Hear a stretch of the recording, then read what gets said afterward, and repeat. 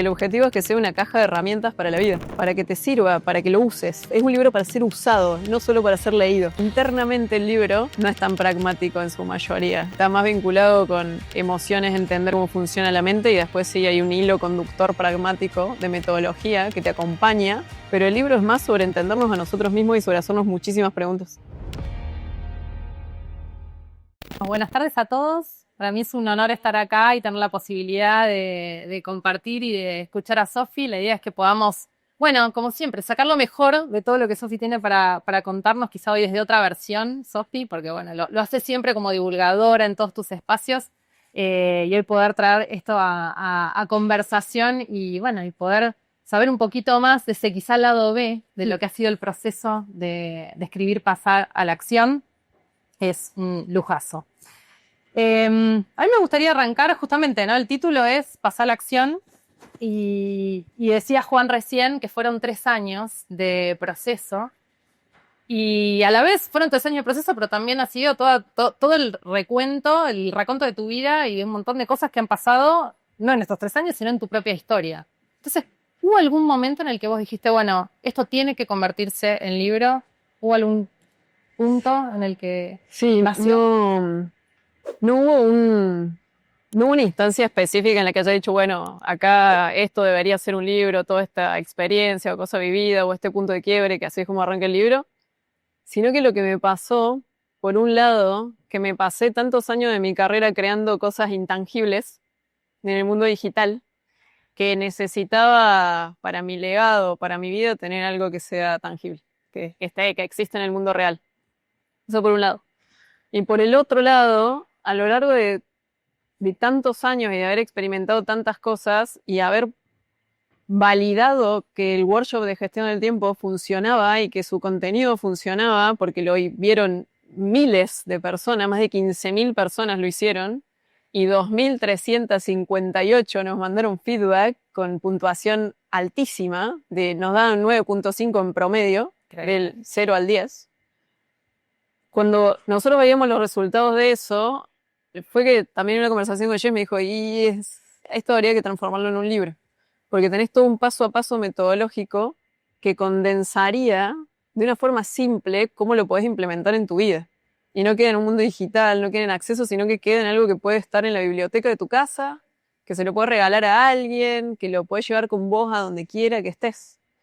Eso fue uno de los principales desencadenantes de eso. Y la primera versión del libro, que ese era el objetivo ese, no es la versión que tenemos acá al día de hoy. Pasaron muchas cosas al medio. Pasaron muchas cosas en 3 años. Bueno, ya vamos a ir un poco ahí. Y también hay algo, ¿no? Digo, vos trabajás en el mundo digital, todos acá también estamos conectados con lo digital de una forma más cercana o no tanto, según. Pero hay algo que tiene el libro en sí mismo, ¿no? Como de consagrar y de nuclear y una mística que hay en el libro en sí que trasciende la pantalla, ¿o no? ¿Sentiste un poco eso? Sí, ni hablar. Yo soy una persona muy lectora. A mí me encanta leer, me encanta el papel.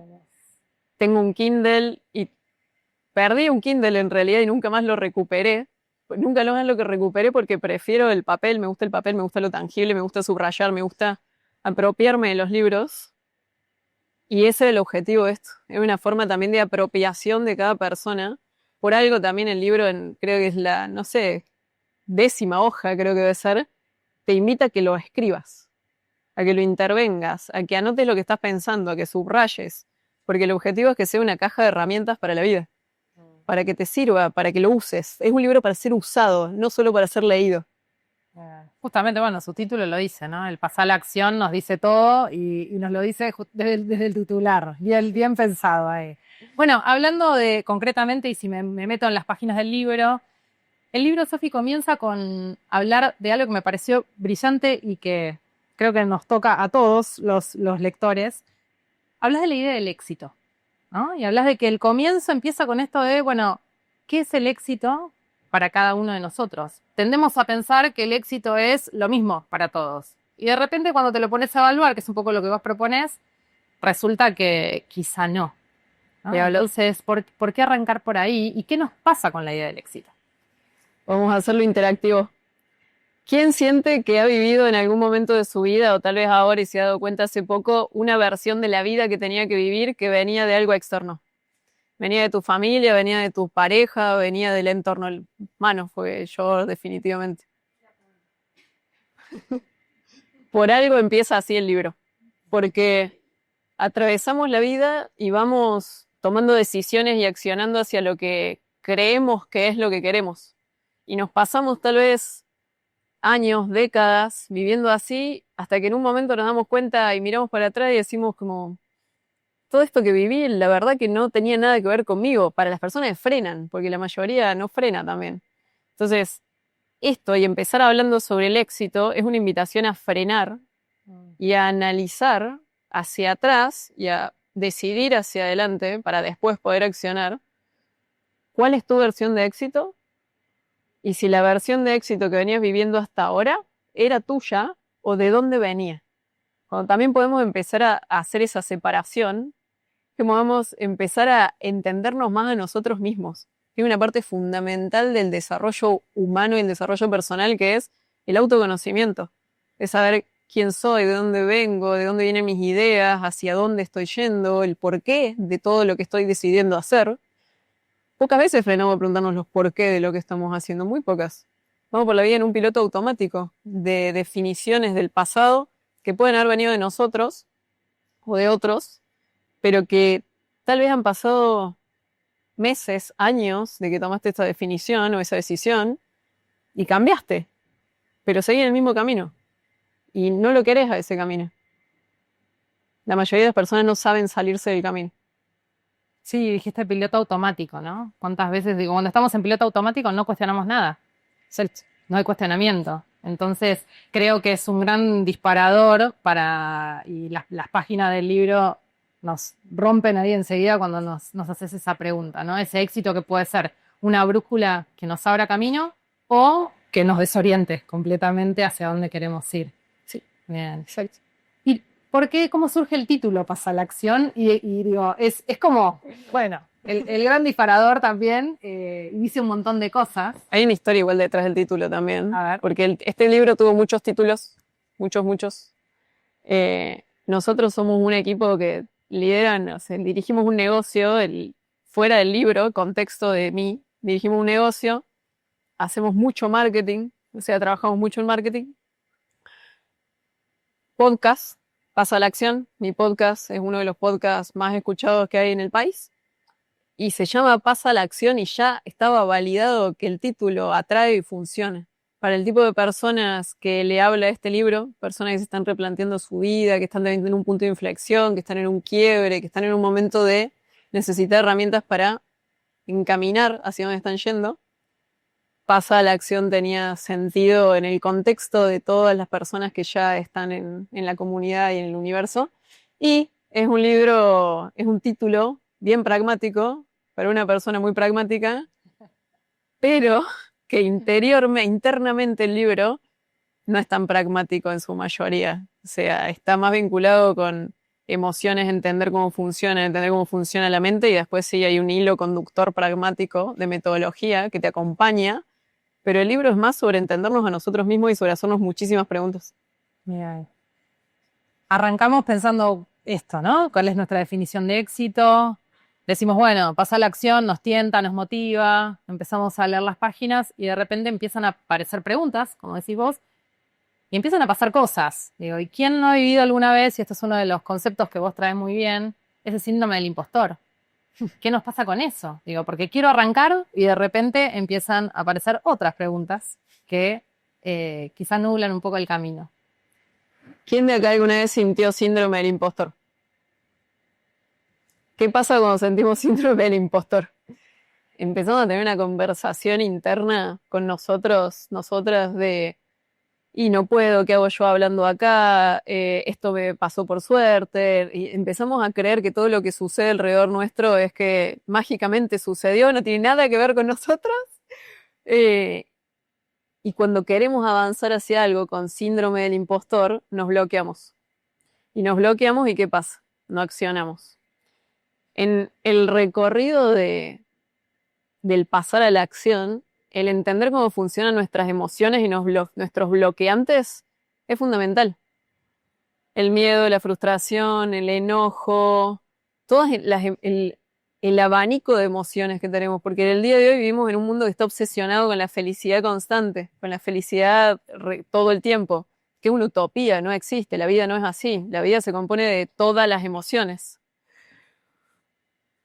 Cuando nosotros callamos todo el otro abanico de emociones y solamente le prestamos atención a la felicidad, estamos avanzando de una forma miope por la vida, porque el enojo te indica lo que permitís y no permitís del universo que está alrededor tuyo, lo que permitís y no permitís de vos mismo. El enojo te da información, la frustración es necesaria para avanzar sobre cualquier cosa que te estés proponiendo. Si no sentís frustración, es que no estás haciendo nada, porque cualquier cosa nueva demanda fracasar. Demanda que te vaya muy mal al principio en lo que estás haciendo y después también. Pero es un fracaso atrás de otro y una frustración atrás de otro. Nosotros crecemos a base de frustración. ¿Quién de acá sabe manejar? Manejar carro. No, manejar carro. Es buena. ¿Cómo aprendieron a manejar? Frustración constante. Increíble. Sumado a un miedo terrible de matar humanos, si le errabas. Entonces era una mezcla de frustración, miedo, pánico. Todo el abanico de emociones. Entonces crecimos y aprendimos a manejar gracias a la frustración. Y así fue con cualquier cosa que hagas al día de hoy, que sepas hacer al día de hoy, funciona a través de frustración. El tema es que también, a medida que vamos creciendo, el ver la frustración como algo necesario para el crecimiento, el decir, no, esto no me sale, y empezás de nuevo, no, yo no voy a poder, no sé qué, empezamos con esa conversación. Eso cuando éramos chicos no nos pasaba. Porque o te obligaban a hacer algo, porque te llevaban a la clase de piano y tenías que estar en la clase de piano pasándola mal todas esas horas que estabas ahí, tu padre, familia, que sea, te llevaban, o ibas a un lugar a estar y a hacer algo y no le ponías la presión de necesito ser bueno con esto ya, todo el tiempo ya. Entonces al día de hoy tenemos un desfasaje entre el tiempo que toman las cosas y lo que nosotros tenemos que incorporar de que vamos a ser muy malos antes de ser muy buenos. Y como no tenemos esto incorporado, fracasamos y renunciamos. Y cuando esto sucede, no avanzamos en nada. Y con el miedo pasa algo similar.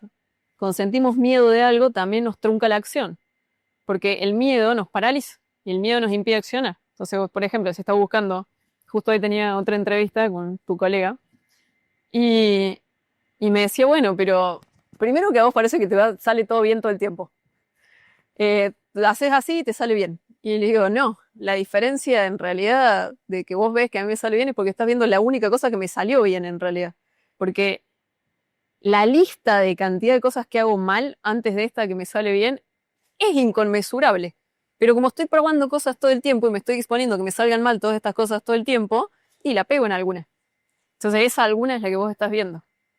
O tal vez ves también cosas que me salen muy mal. Hoy se nos rompieron los micrófonos, por ejemplo. No tengo micrófono. Y pasa, y es así.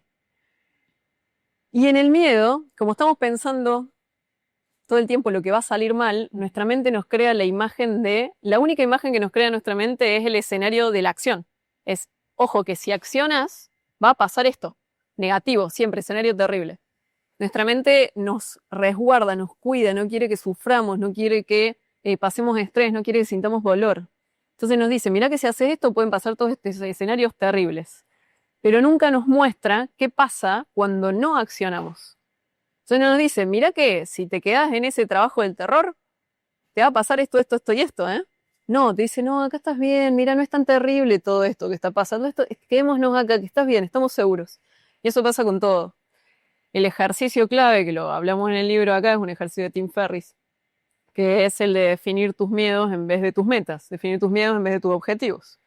Y entender cómo funciona el miedo. Yo cuando me fui del mundo corporativo, yo tenía un montón de miedo de lo que iba a pasar, de armarme una consultora, de empezar a tener mis clientes, de dónde iba a sacar esos clientes.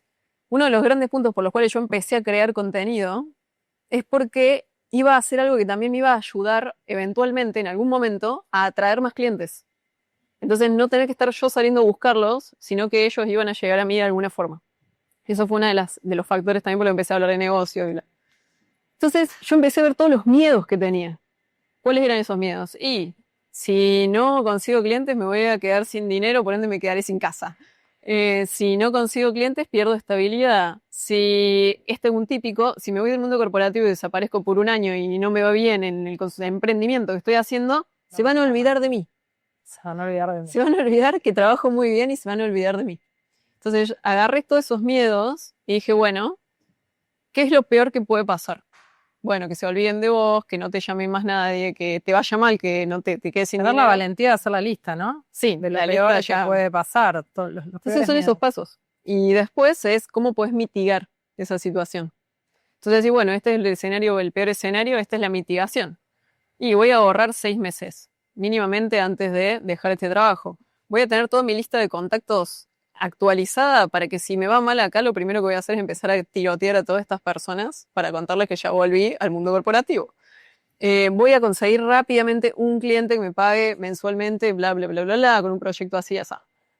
Entonces, el escenario terrible no se ve tan terrible cuando transformas el miedo en una acción y que esa acción encima después, si pasa el escenario terrible, podés volver al estado anterior. La clave es entender nuestros miedos. Los miedos también nos dan muchísima información. Pero como buscamos tapar el miedo, el dolor y la frustración con felicidad constante, lo único que estamos viendo en los días son los pedazos felices. Y solamente si te enfocas en solo el pedazo feliz, decís, bueno, en mi vida esto está bien. Y no, la vida es mucho más. Vos decías en el libro también una parte que me pareció súper interesante, ¿no? Hablas del miedo y hablas del antídoto del miedo, que es la confianza, ¿no? En cómo trabajamos la confianza. ¿Cómo trabajamos la confianza? La confianza para mí se trabaja exponiéndote al mundo, viendo que en realidad el escenario que te estaba planteando tu mente no es real, de lo que estabas viendo, o que si es real, no es tan terrible como lo estabas viendo. Sufrimos más en la imaginación que en la realidad. Tendemos a eso, ¿no? A armarnos pesadillas mentales enormes y después, no era tan terrible, ¿no? Es un principio estoico. Y en la creación de la confianza tiene que ver también con el crear confianza de nosotros mismos hacia nosotros mismos. Vamos a hacer un escenario. Supongamos que hoy dijeron mañana llueve, día frío. Vas a ir al gimnasio, lluvia, torrencial. Llegaste a tu casa, día agotador, lluvia, llueve, llegás, entrás y vos te habías dicho el día anterior que ese día ibas a ir a entrenar. ¿Y qué hiciste? Llueve, empezás a negociar con tu cerebro, decís, no, mejor me quedo tiradita acá, me pido un delivery de algo. En ese momento, ¿qué estamos generando con nosotros? Dos cosas que nos juegan en contra estamos generando con nosotros mismos. Por un lado, estamos permitiendo que el contexto opere por sobre lo que es importante para nosotros y lo que era prioritario. Cuando seguimos durante toda nuestra vida de esa forma, el contexto siempre va a ganar.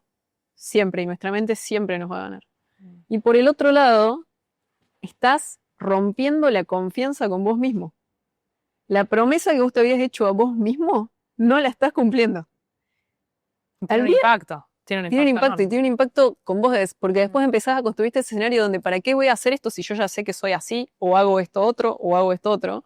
Pero seguramente que si viene tu jefe y te dice, mañana quiero que estés en tal lado y hay una lluvia torrencial y estás agotado, vas a estar ahí.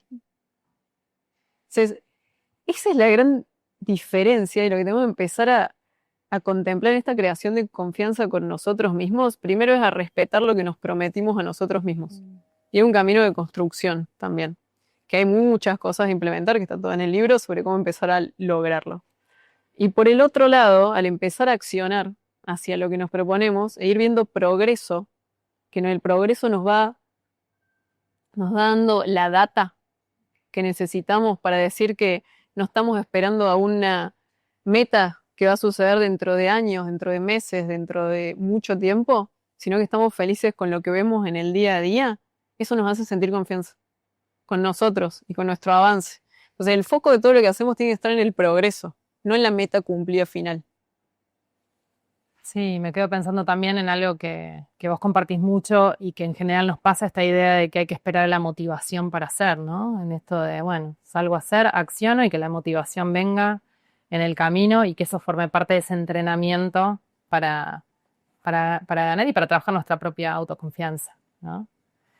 Sofía, en esto del desarrollo personal hay mucho de, parecería a veces de acto psicomágico, ¿no? Encontramos un montón, además en las redes hay cosas buenísimas, hay otras que son la frase típica que personalmente, acá voy a ser muy subjetiva, detesto, crea lo que querés, lo que creas, que es magia, que no sé qué, y que de repente, bueno, las cosas suceden solamente si las visualizas. Yo creo que hay un factor interesante e importante, pero si no hay trabajo, por más visualización o por más frase linda que pones en Instagram, las cosas solas no van a suceder.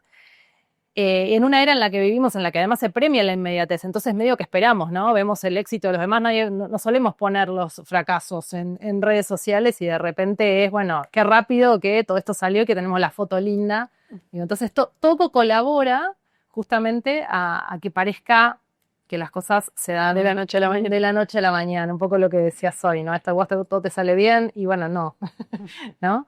Entonces, en relación a eso, ¿cómo nos juega a favor y también en contra, digamos, nuestro cerebro y qué hay detrás de esta idea que de la expectativa de la inmediatez? Sí, de la expectativa de la inmediatez y de salir del acto psicomágico de que, bueno, las cosas suceden. Sí, hay no sé, ¿quién de acá conoce el libro La Ley de Atracción? O escuchó secreto, claro. Secreto famoso, secreto. O cualquier libro sobre ley de atracción. Excepto los de Joe Dispenza que están más vinculados con lo que estoy por decir. Otro level. Otro level. Sí. Hay que entenderlo también. Sí, sí. El tan difundido ley de atracción habla de que deséalo y vendrá, y fin. Entonces, deséalo, vendrá, créelo fuerte, pensá en eso todo el tiempo, vibra con eso y va a venir, va a aparecer. Es real, sucede. Pero sucede con una perspectiva científica, vamos a decir.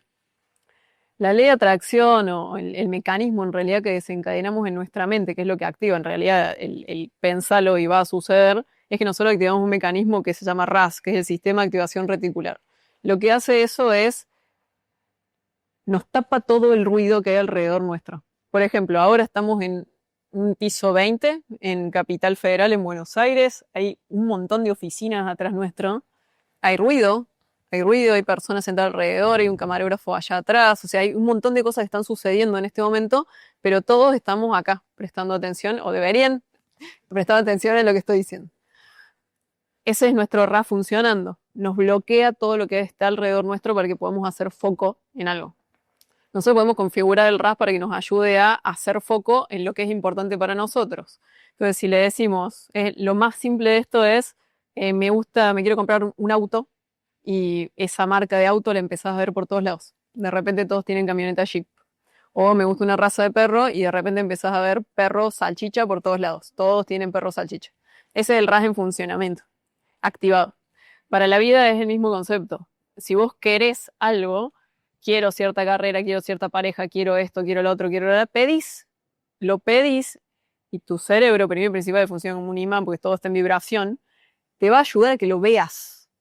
O sea, te va a sacar el ruido de alrededor y te va a decir, acá lo tenés. Mira, prestale atención porque acá está eso que querías. Te va a sacar el ruido porque ya le dijiste que era importante para vos. El problema, lo que sucede cuando esto aparece, es que, ¿qué no hacemos? Accionar.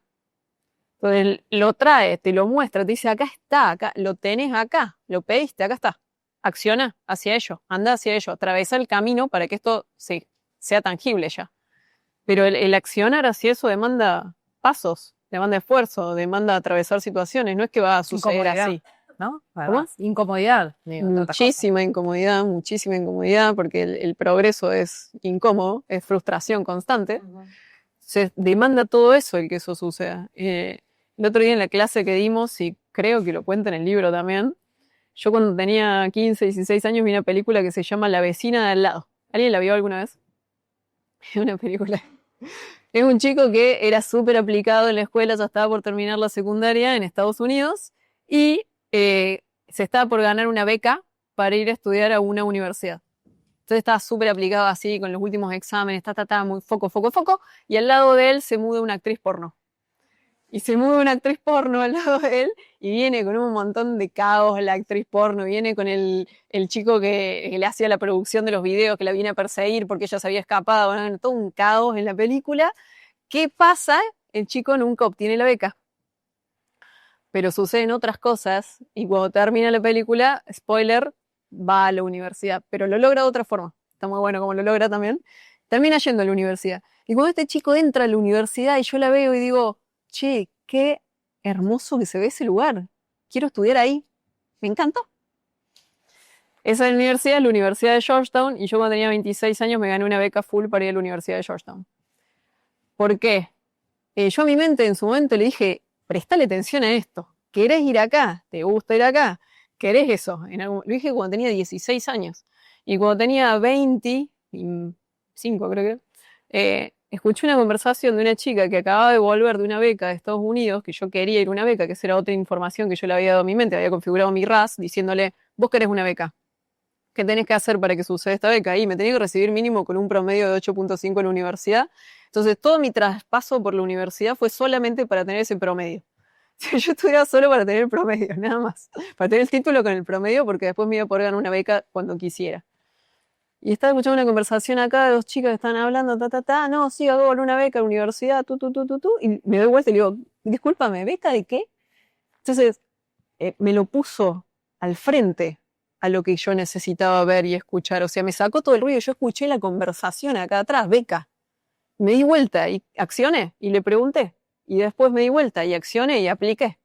Y después me preparé para las entrevistas. Y fui avanzando con eso. Entonces, es una conjunción entre desealo, el RAS te lo habilita, te lo trae, vos accionás hacia esto y después atravesá todo el dolor hasta que y hay algo que vos traes mucho también en el libro, ¿no? Y que creo que es algo que diferencia, es una de las grandes diferencias entre un tipo de personas y otras, entendiendo un tipo como los que consiguen lo que quieren y los que no, que tiene que ver con estar atento, ¿no? Con estar en presencia para esto, porque podría haber pasado de largo y lo tomaste. Sí, y el estar prestando atención. Uh-huh.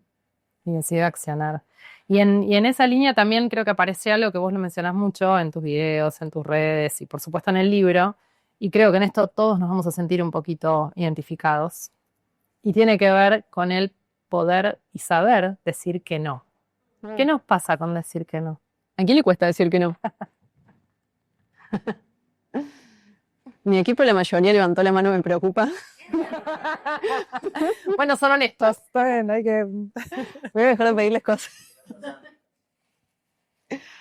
Nos cuesta decir que no, es un mecanismo de también la forma en la que hemos sido criados, también la cultura en la que vivimos, y a la mayoría de las personas igual le cuesta decir que no, porque decir que no es mala educación generalmente, es como no, ¿cómo le vas a decir que no? ¿Cómo no vas a acceder a esto? ¿Cómo no vas a ayudar a otra persona? Entonces el decir que no también está atado a eso. Entonces sentimos que el decir que no es algo malo. El decir que no, no es, hay una frase que está en el libro, es excelente, dice, no es una oración completa. No hace falta que vos justifiques por qué decís que no. Porque eso es otra cosa que hacemos. Decimos que no, pero después mandamos un texto de este tamaño explicando el por qué no. No voy a ir a la presentación de tu libro, porque todo esto. No es necesario. Si alguna vez me quieren decir que no a mí, ahórrense las justificaciones, no puedo. Sí. Bueno, nos cuesta decir que no, porque estamos configurados de esa forma, pero cuando nosotros empezamos a decir que no y priorizamos el no en nuestra vida, en realidad le estamos diciendo que sí a todo lo que es importante para nosotros. El no nos habilita tiempo, el no nos habilita espacio. Cuando usted le dicen que sí a un café con alguien, porque les mandó un mensaje a alguien, lo llamó, un amigo los puso en contacto, le escribió por WhatsApp o le escribió por algún lado, no, me pasó tu contacto tal, ¿podemos tomar un café? Ustedes dicen que sí, dicen, bueno, es una hora. No es una hora. Es todo tu traslado al café, es todo el tiempo que dedicas en el café, es la salida del café, es el seguimiento que te van a hacer seguramente. Es un montón de tu energía dedicada a ese momento que vos no lo pediste, no lo necesitabas. Muchas veces sucede que esos espacios que le queríamos decir que no y que terminamos diciendo que sí, nos suman. Pero ¿cuántas veces han dicho que sí a algo que le querían decir que no realmente, y les sumó mucho, mucho valor a su vida? No son tanto. Yo cuando era más chica y empecé mi carrera, yo tenía el camino opuesto. Yo le decía que sí a todo, pero me había configurado para decirle que sí a todo, aunque no quisiera y aunque la pasara mal. Cuando llegué a Buenos Aires, creo que eran 23 años tenía, yo vine a armar operaciones de una aceleradora acá en Buenos Aires. No me conocía ni Dios. Tenía 23 años, era un pichón, recién salido de la universidad más o menos, o sea, venía trabajando en la aceleradora hacía tiempo, pero venía a abrir operaciones y a posicionar la marca de la aceleradora, entonces me tenía que hacer un nombre acá en Buenos Aires. ¿Qué significaba eso? Tenía que ir a todo. No había lugar al que yo no estuviera. Evento de aceleradora de acá, pitch de acá, de esta otra marca. Acá, le decía que sí a todo, pero ¿por qué? Porque yo en ese momento había definido que una de las prioridades de mi vida era mi posicionamiento profesional. Entonces le iba a decir que sí a todo, no importara lo que pasara. Porque el no estaba dentro del scope de lo que era prioritario para mí. A medida que fui avanzando en mi carrera, fui avanzando en mi vida y fui haciendo muchísimo análisis, que también son los quiebres que cuento acá, es que el no toma lugar. En ese momento yo lo que le decía que no era salidas de fiestas, por ejemplo, no me aportaba nada, pero le decía que sí a todo lo otro. Entonces, ¿cuáles son los entornos, los espacios, las invitaciones que no te están aportando nada, que le querés decir que no y que vas a empezar a hacer este ejercicio de choque que te voy a proponer en este momento? Cuando te inviten a algo o te pidan algo que no querés hacerlo, les doy dos ejercicios para que implementen. 1, decí que no y no justifiques. Les dolió. Ya lo sintieron, ya se sintieron incómodos. Y no justifiques. No puedo. Y podés cambiar de tema y hablar de otra cosa y chao. Y no justificás. Sí. No justifiques. Pruébenlo a ver cómo se sienten. Ejercicio número 2, que estés más soft. Para que no les choque tanto la terapia de choque. Es un no con otra solución. Entonces, decís que no. Por ejemplo, el otro día me habían invitado a que vaya a darle una charla a un negocio de un chico que le había pasado mi contacto, otro amigo, bla, bla, bla, y yo no, porque no quiero dar más charlas, quiero estar en mi casa. Entonces le dije, no, pero te puedo recomendar con esta amiga mía, que es muy buena y que está a estar muy feliz de ir a hablarles de este tema, y los puedo poner en contacto. Obviamente yo me agregué un pedacito así de esfuerzo, déjame que le pregunte a ella si le interesa, y los conecto.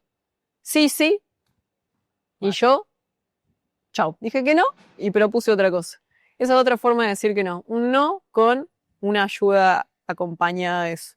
Bien. Y eliminar el no porque, está bien, clarísimo. No porque, no. Eso lo tachamos. Fin. Sofi, sos un poco la reina de los hábitos. Yo soy parte de los miles que han hecho el curso de hábitos y gestión de tiempo, y doy fe que es espectacular y que he implementado mucho. Y bueno, un autor que vos citas mucho, que es un gran gurú en el tema, James Clear, dice que los hábitos son los átomos de nuestras vidas, ¿no? Un poco que estos hábitos, los hábitos que tenemos son ese ADN del que estamos hechos. ¿Cómo influyen los hábitos en poder pasar a la acción, en quiénes somos y en lo que logramos? Somos el resultado de nuestros hábitos. Es así. La vida se compone a base de los hábitos que tenemos en nuestro día a día. Y los hábitos es todo lo que hacemos, es cómo pensamos también. Cómo te despertás a la mañana, qué es lo primero que haces, qué es lo segundo que haces, qué es lo tercero, qué es lo cuarto. A dónde vas, con quién te juntás, quién es tu grupo de amigos, eso también es parte de tus hábitos. O sea, es un hábito las personas con las que decidís pasar tus días. Tenés el hábito de estar con esas personas y tenés el hábito de interactuar con esas personas. Es un hábito cómo interactúas con tu equipo de trabajo también, la forma en la que interactúas con tu equipo de trabajo, porque lo has configurado en vos a lo largo de los años, solamente no te diste cuenta. Entonces, la forma en la que sos al día de hoy es gracias a haber incorporado todos esos hábitos. Realmente somos el resultado de todos nuestros hábitos. Entonces, los hábitos nos hacen el ser humano que somos al día de hoy. Si sos una persona que comió muy mal toda su vida, mucha comida chatarra, mucho aceite, Coca-Cola todo el tiempo, y seguramente tu cuerpo te va a pasar factura. No hiciste ni un día de ejercicio, vida completamente sedentaria. Tu cuerpo te va a mostrar que tus hábitos no lo están ayudando cuando tenés 40, 50, 60, 70, 80, 90 años, y mucho antes también. Somos el resultado de nuestros hábitos, entonces nos compagina en todo. Por eso, en el libro, toda la parte que es lo que yo llamé los pasos del éxito, que ese capítulo también se podría haber llamado El hábito de todos los hábitos, porque cuando incorporas los pasos del éxito podés desarrollar cualquier hábito, porque es una forma en la que no dependemos de motivación ni de hablar con nuestra mente para accionar hacia lo que realmente nos importa. Entonces nos ayuda a priorizarlo, nos ayuda a avanzar, incorpora neurociencia, cómo funciona la mente, para con pequeñas cositas del día a día ir recompaginando nuestros días. Sí, hay algo muy lindo que vos decís, una frase y lo pones justo a Kipchoge, el gran maratonista, de ejemplo, dice: todo lo que vale se ve más como un maratón que como un sprint, ¿no? El maratón lleva mucho tiempo a todo nivel, en la carrera, la preparación y todo, y bueno, y hay que darle tiempo también a los hábitos. Exacto. Bien. Hay otro gran tema que creo que también nos atraviesa a todos, lo leo un montón en redes, me llega también como parte de las conversaciones, hay un poco que genero, lo escucho todo el tiempo, y es la idea del propósito, ¿no? Esto de que parecería que ahora está de moda pensar que todos tenemos que tener un propósito único en la vida, que nos tiene que iluminar, y eso entonces cuando lo encontramos va a ser lo que nos guíe, y si no lo encontramos es esto, ¿no? Es como, ¿y ahora qué hago? Porque fulano tienen su propósito y yo no sé ni dónde estoy parado, ¿no? Entonces, ¿qué nos pasa con el propósito? Y vos traes un concepto que es el de micropropósitos. Sí. ¿Qué nos pasa con esta idea y qué son los micropropósitos? Cuando he hablado con muchas personas a lo largo de los años, yo creo que miles ya al día de hoy, porque en muchas conferencias he tenido estas conversaciones o he hecho preguntas, nos genera tanto estrés el estar buscando el propósito o el decir, no, yo todavía no encontré mi propósito, y capaz que eso lo está diciendo alguien de 20 años, también lo está... Que es verdad. Sí, es verdad. Es verdad. O también lo está diciendo alguien de 50 años, que es totalmente válido. No, yo tengo 50 y todavía no encontré mi propósito. Y es válido. ¿Por qué? ¿Por qué puede ser que llegues a los 50, 60, 70 y no hayas encontrado tu propósito? Tal vez alguien de 25 ya lo encontró. Porque tiene que ver con la cantidad de cosas a las que te expusiste en tu vida. O cosas que probaste en tu vida para entenderte a vos mismo y cómo sos y cuál puede ser realmente tu propósito en la vida. Y cuando hablamos para mí el propósito es algo que se le pone tanto peso, tanta entidad y tanta solemnidad, el propósito, que le ponemos tanto peso que avanzamos con mucho estrés hacia encontrar eso. Por eso yo también propongo los micropropósitos. Los micropropósitos es ir avanzando por la vida, haciendo lo que sea que quieras alcanzar en ese momento o hacer en ese momento. Por ejemplo, las experiencias que nosotros vamos teniendo en la vida son las que nos ayudan a encontrar el propósito que nosotros le asignamos a nuestra vida. Y ese propósito no es necesario que sea salvar el mundo, paz mundial, tener una empresa gigantesca es mi propósito y emplear X cantidad de personas. No es necesario que sea algo grandilocuente. Tu propósito en la vida puede ser un excelente hermano, puede ser un excelente padre, madre, puede ser un excelente líder de tu equipo. Ese puede ser tu propósito, tranquilamente puede ser eso. Pasa que le ponemos una grandilocuencia al propósito en sí mismo que no nos damos cuenta de esas pequeñas cosas que nos dan información. Sí, y un peso gigante en esto de lo tengo que encontrar y una vez que lo encuentre ya está, ¿no? Como que hay un único. Ni hablar. Y encima cuando lo encontré, yo encontré mi propósito. Y no creo que sea lo único que me determina. Contanos ¿cuáles? ¿Lo contás? No creo que sea lo único que me determina, pero me da mucha información sobre decisiones que voy tomando que se me corren del propósito y que cuando se me corren, Jay se ríe, porque sabe de lo que voy a hablar. Cuando se me corren del propósito es como, ¿por qué me fui por acá? Si esto me hace sentir mucho mejor. Mi gran propósito, voy a ir con la historia más larga para que se entienda y después le cuento cuál es. Cuando yo iba a la universidad tenía una profesora que se llama Ale, que daba la materia Sociología de los Medios y Sociología del Poder. Me encantaba la materia porque ella era excelente dándola. Excelente. Primero que te cagabas de risa y segundo que te hacía aprender de una forma extremadamente didáctica. Era muy buena enseñando.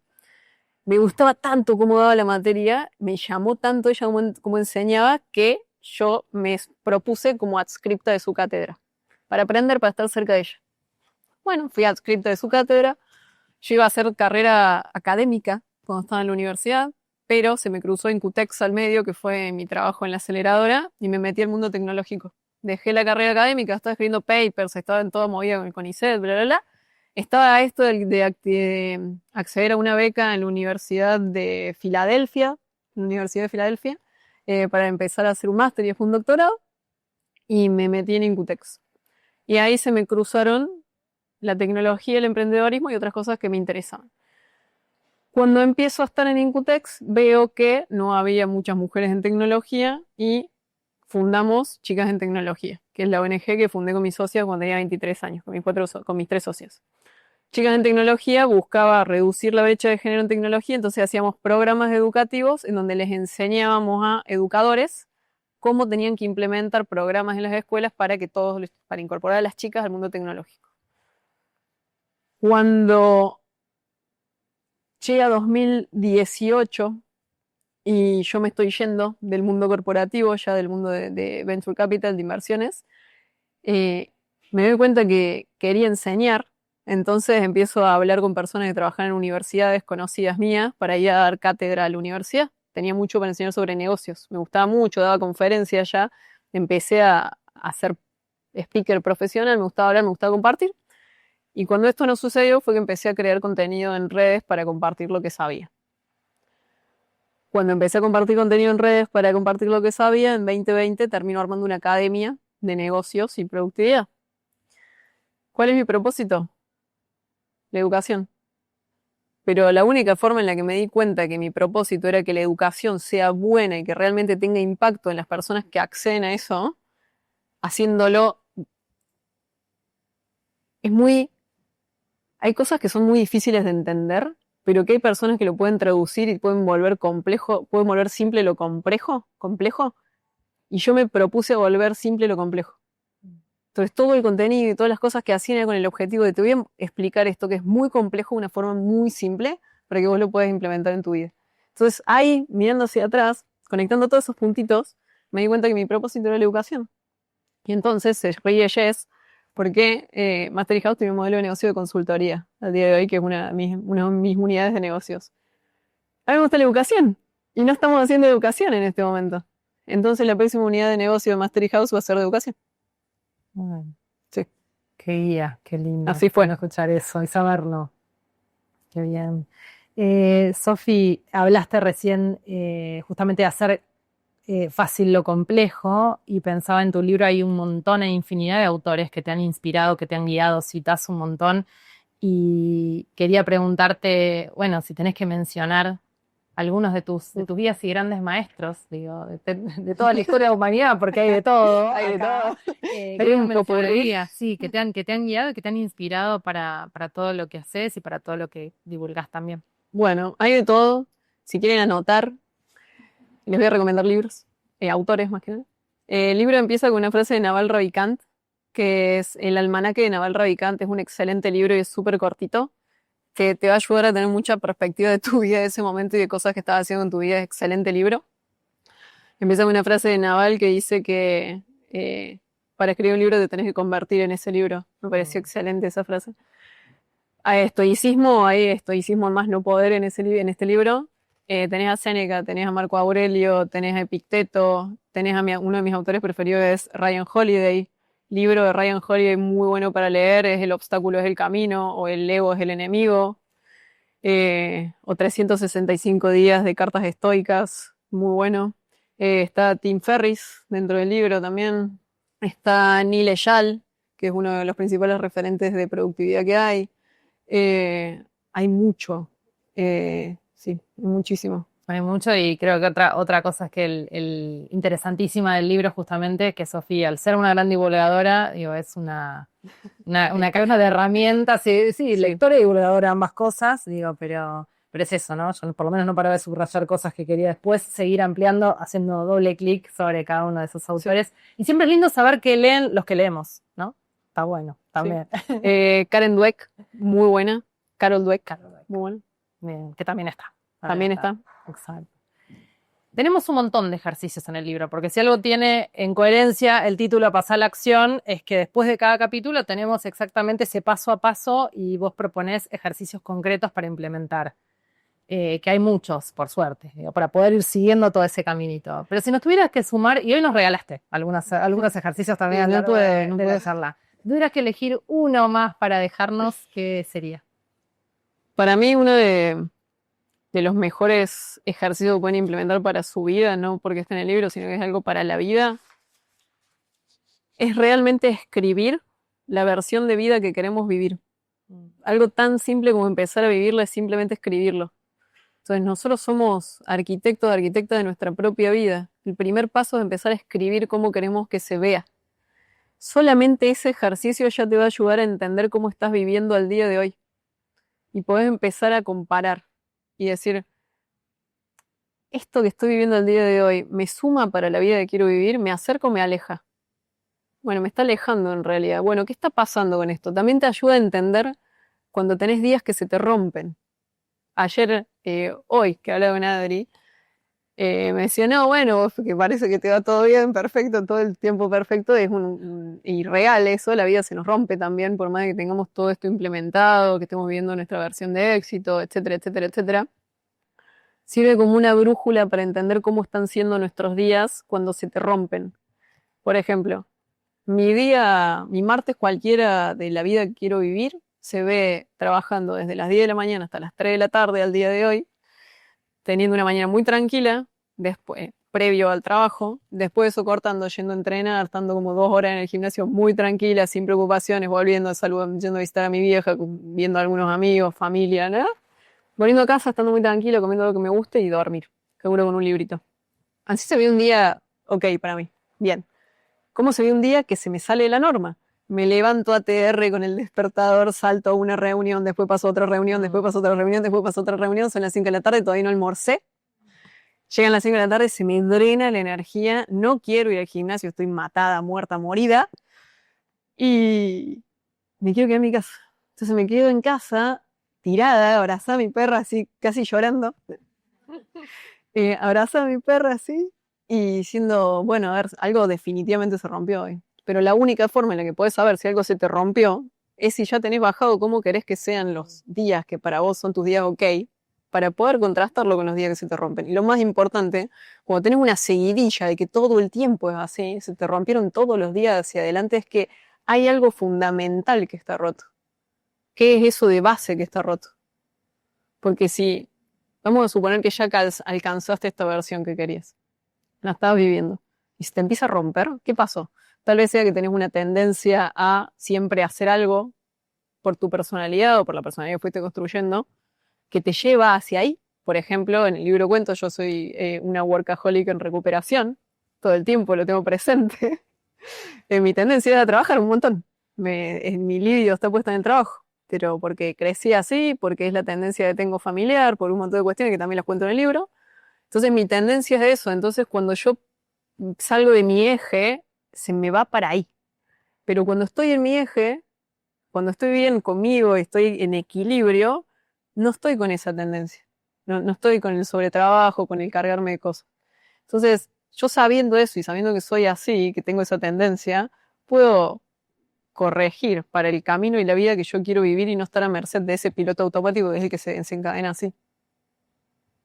Y eso nos pasa a todos. Nos pasa a todos. No Sí, con esto, pero con otras cosas. Sí, sin duda. Y creo que algo que es muy valioso en la página del libro es que en todo, en alguna forma u otra, podemos sentirnos identificados, ¿no? Al final de cuentas, podemos tener objetivos distintos, propósitos diferentes o venir de lugares distintos y somos todos seres humanos y nos mueven las mismas cosas, ¿no? Y nos pasan las mismas cosas. Entonces digo, bueno, es algo que se refleja ahí, que vos lo traes muy bien.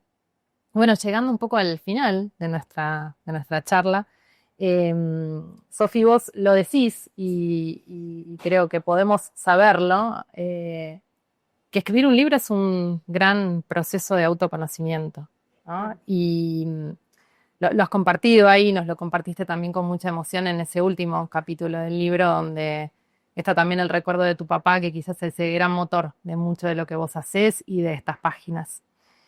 Y hay una pregunta que a mí, que me apasiona entrevistar, por eso gracias de vuelta por esta posibilidad, porque es de vuelta, siento yo, ¿no? Poder poner en acción ese propósito personal en un espacio hermoso. que es invitarte a un viaje en el tiempo, ¿no? Antes de irnos. Invitarte a viajar a la Sofi de hace 3 años atrás. ¿A quién eras cuando empezaste el libro y a quién sos hoy? Y preguntarte qué le dirías siendo la Sofi de hoy a la que estaba empezando. Se vienen muchas cosas, le diría. Prepárate. Prepárate porque se vienen muchas cosas, mucho movimiento a nivel personal, principalmente. Mientras estaba escribiendo el libro, mi papá murió de golpe, sin aviso. Fue un momento inesperado para cualquier persona. Y ese momento de mi vida a mí me cambió muchísimo. Y fue 2 años después que ya había empezado a escribir el libro, o sea, fue el año pasado. 1 año y medio más o menos. El libro que terminó siendo el que tenemos acá no es el que yo empecé a escribir, porque yo era una persona completamente diferente cuando empecé a escribir este libro, y decís hace 3 años era una persona completamente diferente. Sí, era una persona completamente diferente. Soy una persona pragmática, eso es evidente. Soy muy racional y muy pragmática, pero al mismo tiempo soy súper espiritual también. Pero la parte emocional a mí siempre me costó mucho, porque vengo de un núcleo familiar en donde las emociones no son algo que se expresaba. Se expresaba de otra forma. O sea, el lenguaje del amor de mi familia no era el hablar, no era el expresar. Eso se hacía de otra forma, te hacía ayudando, en todo caso. Entonces, el expresar emociones o el entender emociones no era algo que me salía natural, para nada. Nivel que cuando empezamos con Chicas en Tecnología con mis socias, hicimos un test, que era el de los colores de Google, que es como el DISC, porque teníamos mucha fricción entre nosotras. Y claro, el test nos dio que 2 de nosotras eran muy pragmáticas y 2 eran muy emocionales. Entonces con eso fuimos ajustando intercambios entre nosotros, pero a mí no me salía natural todavía en ese momento. Al día de hoy, después de lo que pasó con mi viejo, yo tuve una conexión, fue un golpe, un shock emocional. Conecté mucho más con las emociones. Yo, en público el año pasado, no sé cuántas veces lloré ya. Tengo un máster en llorar en público el día de hoy. Que no haya llorado hoy ha sido un montón. Así que, no sé, conecté con ese lado que es fundamental también para la vida. Para todo, porque como dice el capítulo 6 del libro, es parte del recuperar nuestro poder, entender cómo funcionan nuestras emociones y también usarlas como una herramienta a nuestro favor. Acá viene mi parte pragmática. La loca no podía tener algo que sea solo emocional. Y está buenísimo el capítulo, doy fe. Pero bueno, eso, me conecté mucho con mis emociones, conecté de nuevo con mi familia, o sea, volví a vivir a la ciudad donde crecí para estar cerca de mi mamá, y me ayudó a conectar de nuevo con una parte mucho más humana, emocional, la que nos hace humanos, que son las emociones. Y por eso este libro cambió muchísimo, porque el capítulo 6, el capítulo 7 y el capítulo 6, el capítulo 8 y parte de toda la introducción no existían en este libro. Y lo que tiene el capítulo 8, que en realidad a muchas personas les he recomendado que empiecen por el capítulo 8, porque el libro se puede leer capítulo a capítulo separado, salteado, no hace falta que lo lean cronológico, cada capítulo es un concepto en sí mismo. Pueden empezar por el 8, porque el 8 realmente va a ser la patada para accionar. En el 8 cuento todo lo que empezó a suceder en mi vida a partir de la muerte de mi viejo. Cari me regaló un libro de Joan Didion, que también es otra autora que está en el capítulo 8, que es el libro del año del pensamiento mágico, que es como Joan cuenta cuando fallece su marido de golpe, un paro cardíaco, y al año fallece la hija, durísimo, y cuenta todo su año de pensamiento mágico de estar esperando todo el tiempo que su marido vuelva. Y cuando muere alguien de golpe, no sé si a alguien acá le habrá pasado, estás como, es raro que de golpe desaparece alguien de tu vida. Estás esperando todo el tiempo que aparezca de alguna forma. Es real pensamiento mágico. La muerte es algo que nos atraviesa a todos y que no hablamos nunca. Nunca hablamos de la muerte. Nunca hablamos de que, primero, que las personas que están alrededor nuestro van a dejar de existir en algún momento. por el otro lado no pensamos nosotros que tenemos un tiempo finito en este mundo y realmente somos conscientes de que es finito. A mí lo que me pasó también con lo de mi viejo es que fui muy consciente de lo finito que somos. Entonces me hizo recambiar todas mis prioridades de nuevo y repensar de nuevo hacia adelante la vida de ese momento. Y eso, hablar de la muerte y pensar en la muerte en realidad no es para que nos bajoneemos todos y nos vayamos acá en una, sino para vivir. El pensar en la muerte es una invitación a disfrutar de la vida, porque nos vamos a morir todos y a nadie le importa, o sea, a nadie le va a importar nada. Y otra cosa que a mí me quedó muy grabada de cuando murió mi viejo, que lo cuento en el libro también, mi viejo era una persona que tenía miedo a morir pobre. Era el gran miedo de toda su vida, me lo contó mi mamá hace un tiempo. No murió pobre, no le pasó eso, pero uno de sus grandes miedos era quedarse en la pobreza en realidad. No poder mantener a la familia y bla. No solo que no murió en la pobreza, sino que cuando alguien muere, quedan todas sus cosas. Nos vamos sin nada.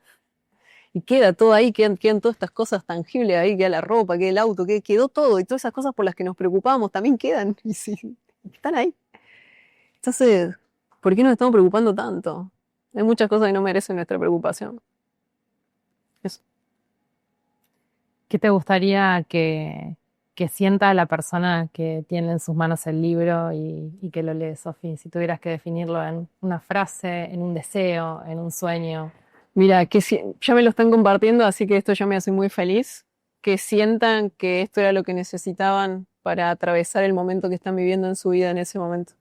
Me estuvieron llegando muchos mensajes de personas diciendo, justo estoy atravesando un momento de mi vida, que esto ya me ayudó a ponerlo en perspectiva y a empezar a delimitar un camino hacia lo que quiero, lo que no quiero, cuál es mi versión de éxito y accionar hacia ello.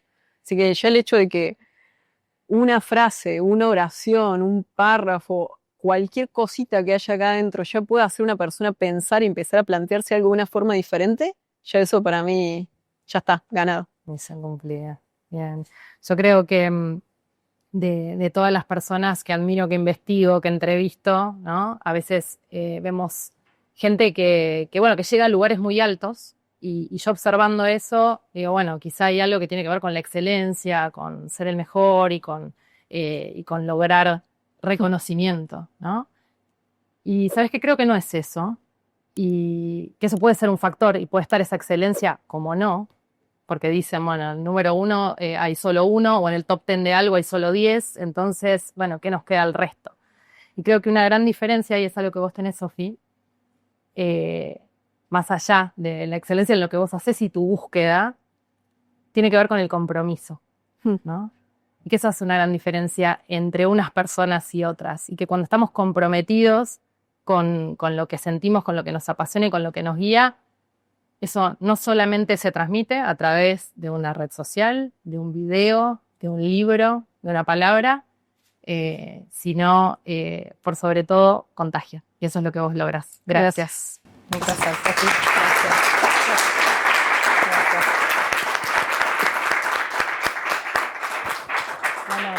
Gracias, Dani, por estar acá, por este momento, por estas preguntas, por llevarnos a todos a toda la conversación que tuvimos. Yo les quiero agradecer a todos ustedes que están acá también, que dedicaron el tiempo de venir hoy, de trasladarse en Buenos Aires, que es complejo.